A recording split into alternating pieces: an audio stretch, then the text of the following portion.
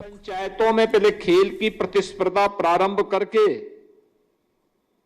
फिर उसे न्याय पंचायत स्तर पर, फिर ब्लॉक स्तर पर आगे बढ़ाएंगे तो विधानसभा स्तर पर यही प्रतियोगिता विधायक खेलकूद प्रतियोगिता में बदल जाएगी और फिर वही कार्यक्रम संसदीय क्षेत्र स्तर पर सांसद खेलकूद प्रतियोगिता में बदल जाएगी। इसके पीछे खेल व्यक्ति को स्वस्थ रखने का एक माध्यम है। टीम भावना के साथ कैसे हम परिणाम दे सकते हैं, ये गांव में होने वाले कार्यक्रम इसके उदाहरण होते हैं। गांव में रामलीला, इस समय सब जगह रामलीला का आयोजन हो रहे होंगे। क्या सरकार सपोर्ट करती है? क्या उसमें नहीं। गांव के लोग मिल करके आपस में कमेटी बनाते हैं, चंदा इकट्ठा करते हैं। गांव में ही कोई हनुमान बन जाता है, कोई राम बन जाता है, कोई सीता बन जाता है, कोई रावण बन जाता है, कोई बाली बन जाता है, कोई सुग्रीव बन जाता है और सभी गांव के लोग मिलकर के अभ्यास करते हैं और बहुत अच्छी रामलीला का मंचन हो जाता है। पूरा गांव एकजुट होकर के कोई आयोजन कर सकता है। इसका उदाहरण भी प्रस्तुत कर देता हुआ गांव अन्य गांवों के सामने। ऐसे ही खेलकूद की प्रतियोगिता के आयोजन को आगे बढ़ाने के पीछे स्वस्थ रहने के साथ साथ आपस में मिलकर के हम गांव के विकास में योगदान दे सकते हैं, इसका भी भाव पैदा करता है। एक स्वस्थ प्रतिस्पर्धा, जीवन में अगर स्वस्थ प्रतिस्पर्धा नहीं तो व्यक्ति या समाज कभी विकास नहीं कर सकता। एक स्वस्थ प्रतिस्पर्धा का भाव भी हमारे बीच में आए कि हम स्वस्थ प्रतिस्पर्धा के माध्यम से इसे प्राप्त करेंगे। इस दृष्टि से यह प्रतियोगिता आवश्यक है और इसी के लिए प्रधानमंत्री जी ने, जब मोदी जी प्रधानमंत्री बने तो उन्होंने खेलो इंडिया खेलो के माध्यम से इस कार्यक्रम को आगे बढ़ाया। फिट इंडिया मूवमेंट, सांसद खेलकूद प्रतियोगिता, अब विधायक खेलकूद प्रतियोगिता भी इसके साथ जुड़ गई है। अनेक प्रकार प्रतिस्पर्धाएं हो रही हैं। बहुत सारी जगह प्रारंभ भी हो चुका है, बहुत सारी जगह रजिस्ट्रेशन चल रहे हैं। सैकड़ों और हजारों नौजवानों को एक जनपद में मंच मिल जाता है खेलने का।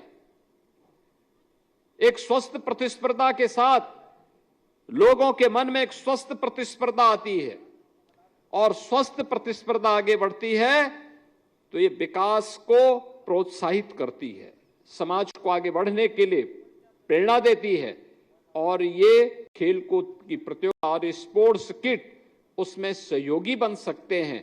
इस दृष्टि से आज का एक कार्यक्रम अत्यंत महत्वपूर्ण है।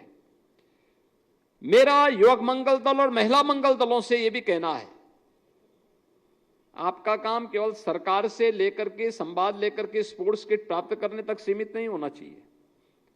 खेलकूद की प्रतियोगिता के साथ साथ गांव-गांव में हमारी जो लोक कथाएं हैं, लोक गाथाएं हैं, लोक गायन है, लोक परंपरा है, इसके भी आयोजन होने चाहिए।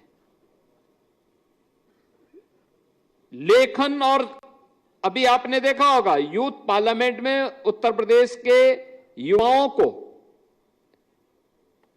कहानी लेखन में, कविता लेखन में और अन्य प्रतिस्पर्धाओं में प्रथम स्थान प्राप्त हुआ।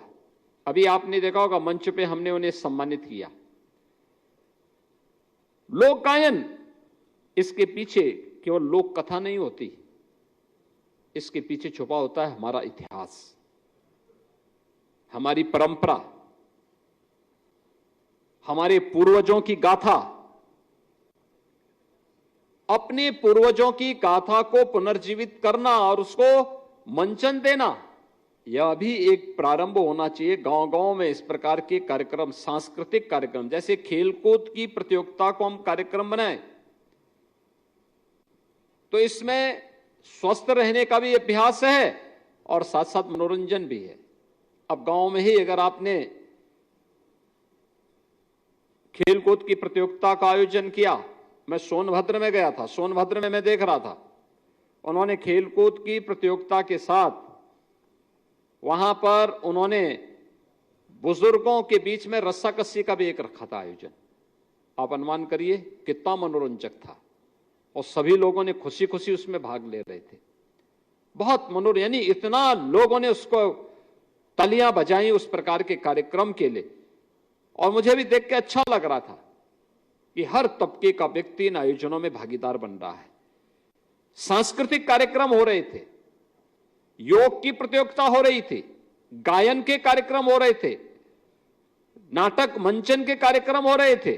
ये सभी हमारी कला की अलग अलग विधाएं हैं। इन सब के कार्यक्रम वहां हम लोगों को देखने और सुनने को मिल रहा था। और ये देख करके मुझे बहुत अच्छा लगा कि उत्तर प्रदेश के अंदर प्रधानमंत्री जी का जो विजन है वह खेल के साथ साथ अलग अलग विधाओं के माध्यम से भी आगे बढ़ रहा है। और मुझे लगता है कि ये जिम्मेदारी युवक मंगल दल और महिला मंगल दलों को अपने कंधे पर लेनी चाहिए कि वे इस अभियान का हिस्सा बने। वर्तमान में उत्तर प्रदेश सरकार का महिला सुरक्षा, सम्मान और स्वावलंबन को लेकर के मिशन शक्ति का 5वां चरण चल रहा है।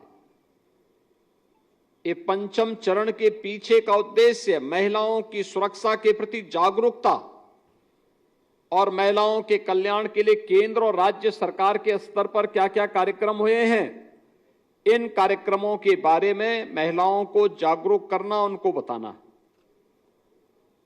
महिला मंगल दल का दायित्व बनता है कि अपनी अपनी ग्राम पंचायतों में उन कार्यक्रमों के साथ जुड़े, उसे सफलता की ऊंचाइयों तक पहुंचाएं। वर्तमान में विकसित भारत के निर्माण के लिए उत्तर प्रदेश के अंदर विकसित उत्तर प्रदेश का एक अभियान सफलतापूर्वक आगे बढ़ रहा है।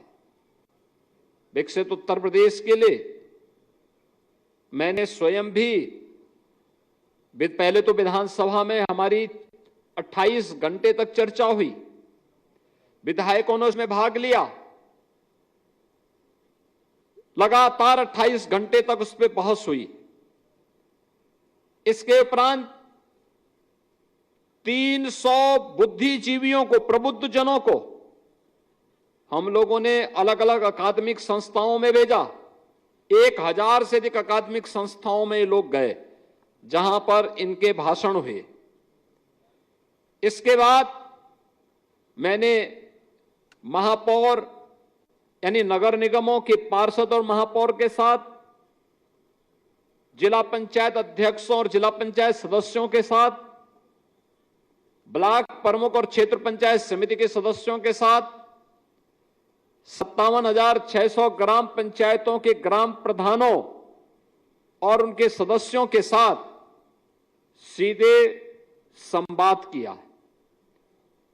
और मुझे बताते हुए प्रसन्नता है कि अब तक लगभग 40 लाख सुझाव विकसित उत्तर प्रदेश के लिए हमें प्रदेश के अंदर से अलग अलग तबके से प्राप्त हुए हैं। हर ग्राम पंचायत को, हर क्षेत्र पंचायत को, हर जिला पंचायत को, हर नगर निकाय को, हर नगर पालिका को, हर नगर पंचायत को मैंने पत्र लिखा है। और पत्र के बारे में मैंने बताया कि विकसित उत्तर प्रदेश के लिए हमारी क्या भूमिका हो सकती है।